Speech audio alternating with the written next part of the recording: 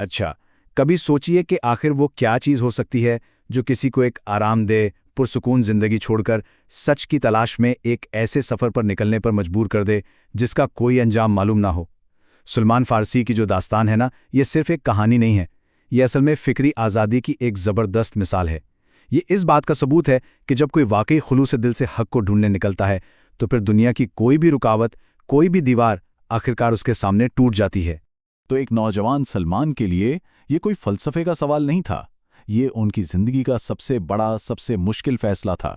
ایک طرف ان کے خاندان کا طے شدہ راستہ تھا، آرام دہ، پرعائشائش، اور دوسری طرف ایک خطرناک انجان سفر جس کی وجہ صرف دل میں اٹھنے والی ایک شک کی چنگاری تھی، کچھ زیادہ سچا، کچھ زیادہ حقیقی پانے کی بھوک، اور اسی ایک انتخاب نے، آپ یقین کیجئے، تاریخ کا رخ موڑ دیا۔ تو ہماری کہانی کا آغاز ہوتا ہے قدیم فارس یعنی ایران کے دل میں۔ یہیں دولت اور روایاتوں کے بیچ ایک نوجوان کے دل میں شک کا وہ بیج پڑا جس نے آگے چل کر پورے نظام کو چیلنج کرنا تھا۔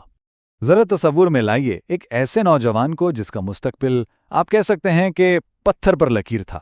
وہ مرات میں پیدا ہوئے اور ان کی تقدیر پہلے سے طے تھی، اپنے والد کی میراث کو آگے بڑھانا، یعنی ایک مقدس آگ کا رکھوالا بننا، جو ان کے زرتشتی عقیدے کی سب سے بڑی علامت تھی۔ ان کی زندگی رسومات سے، ذمہ داریوں سے بھری ہوئی تھی، لیکن اندر ہی اندر ایک سوال کسی بھی مقدس آگ سے زیادہ تیزی سے جل رہا تھا۔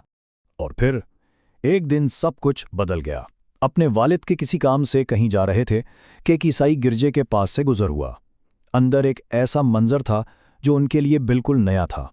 عبادت کرنے والوں کا خلوص، ان کی عقیدت، یہ ان کی اپنی رسومات سے بہت مختلف تھا، اور زندگی میں پہلی بار ان کے دل میں شک نے جڑ پکڑی۔ کیا جس عقیدے میں وہ پیدا ہوئے ہیں وہی سچائی کا واحد راستہ ہے، یا کچھ اور بھی ہے؟ جب انہوں نے ہمت کر کے اپنے ان شکوک کا ذکر اپنے والد سے کیا تو جواب بہت سخت ملا۔ بات چیت کی بجائے انہیں زنجیریں ملیں، انہیں اپنے ہی گھر میں قید کر دیا گیا، پاؤں میں بیڑیاں ڈال دی گئیں تاکہ ان کی یہ باغی سوچ دب جائے۔ لیکن جسمانی زنجیریں روح کی تڑپ کو کہاں قید کر سکتی ہیں؟ انہوں نے ایک ناقابل یقین ہمت دکھائی، اپنی بیڑیاں توڑیں اور رات کے اندھیرے میں وہاں سے نکل گئے۔ اور یہ صرف ایک فرار نہیں تھا، یہ ان کی اس عظیم تلاش کا حقیقی آغاز تھا۔ تو اپنی جسمانی زنجیروں سے تو وہ آزاد ہو گئے، لیکن اب سلمان کے سامنے ایک اور بڑا چیلنج تھا، علم کی ایک لمبی اکیلی تلاش۔ ان کے سفر کا یہ اگلا مرحلہ انہیں دور دراز علاقوں سے گزارے گا، بس ایک سچے روحانی رہنما کی تلاش میں۔ اور یہ کوئی چھوٹا موٹا سفر نہیں تھا، دہائیوں تک سلمان ایک شہر سے دوسرے شہر، شام سے موصل تک بھٹکتے رہے، ہمیشہ کسی ایسے شخص کی تلاش میں جو ان کی سچائی کی پیاس بجھا سکے۔ وہ ایک طرح سے زندگی بھر کے طالب علم بن گئے، ایک کے بعد ایک استاد کی خدمت کرتے، ان سے علم سیکھتے اور سچائی کے ان ٹکڑوں کو جوڑنے کی کوشش کرتے جن کی انہیں تلاش تھی۔ لیکن اس سفر میں مایوسیاں بھی آئیں۔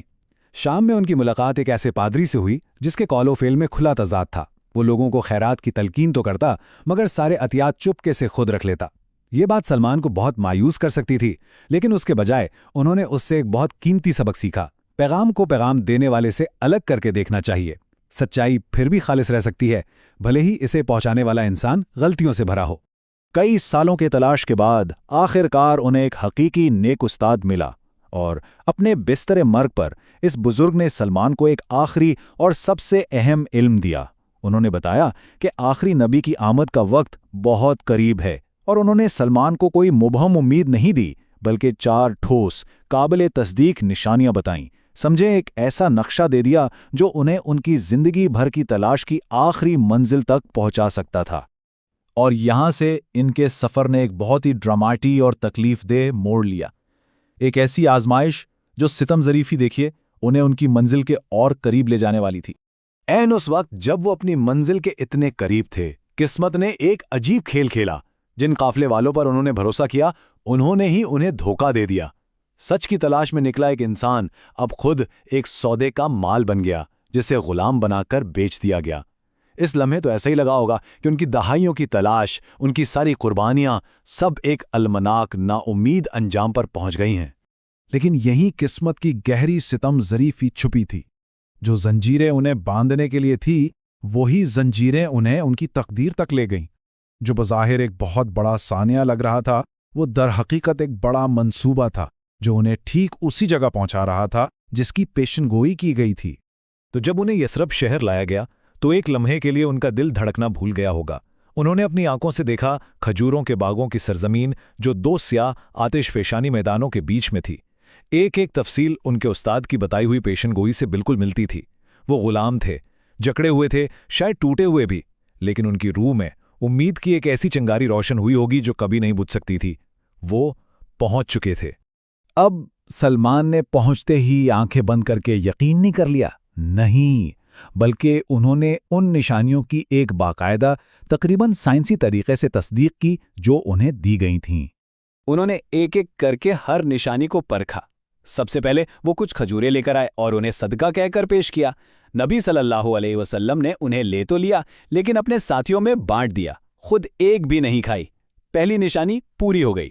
پھر وہ دوبارہ کھجوریں لائے لیکن اس بار انہیں تحفہ کہہ کر پیش کیا۔ اس بار آپ صلی اللہ علیہ وسلم نے انہیں قبول کیا اور سب کے ساتھ مل کر کھایا۔ دوسری نشانی بھی پوری ہو گئی۔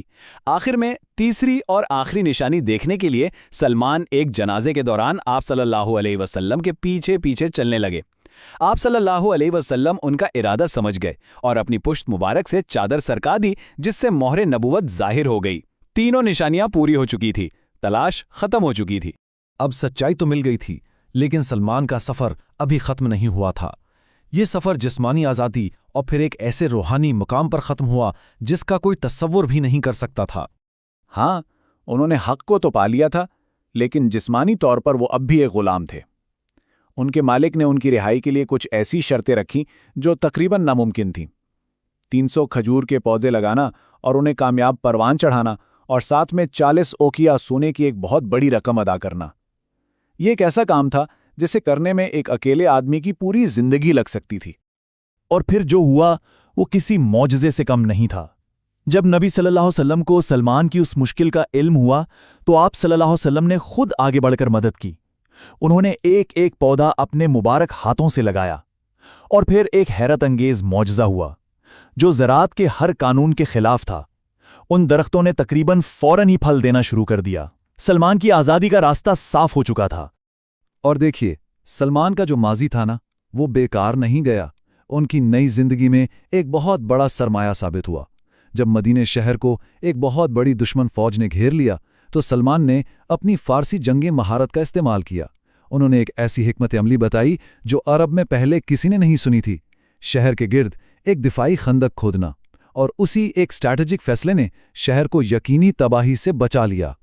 اسی خندق کی کھدائی کے دوران ایک بہت دلچسپ واقعہ پیش آیا۔ مکہ سے آئے مہاجرین اور مدینہ کے انصار دونوں ہی سلمان کو اپنی طاقت اور حکمت کی وجہ سے اپنا کہنے لگے۔ اسی لمحے نبی صلی اللہ علیہ وآلہ وسلم آگے بڑھے اور وہ الفاظ کہے جنہوں نے سلمان کا مقام ہمیشہ کے لیے طے کر دیا۔ انہوں نے انہیں صرف ایک صحابی نہیں بلکہ اپنے گھر کا، اپنے اہل بیت کا فرد قرار دے دیا۔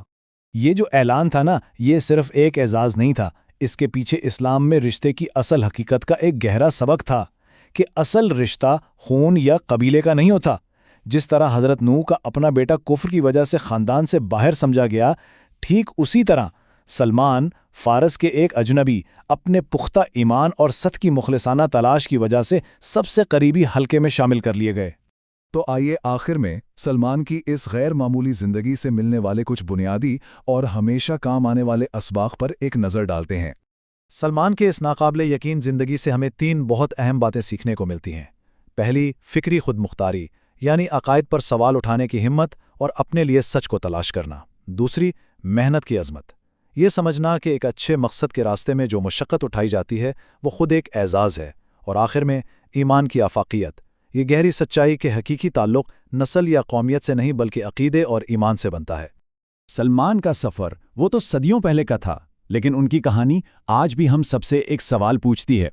ان کی بیرونی دنیا میں سچائی کی تلاش ہمیں اپنی اندرونی سچائی پر سوال کرنے پر مجبور کرتی ہے، اور یوں ان کی کہانی ہمیں ایک آخری گہرے سوال کے ساتھ چھوڑ جاتی ہے: ہماری زندگی کی سب سے بڑی سچائی کیا ہے، اور اسے تلاش کرنے کے لیے ہم کیا قربان کرنے کو تیار ہیں؟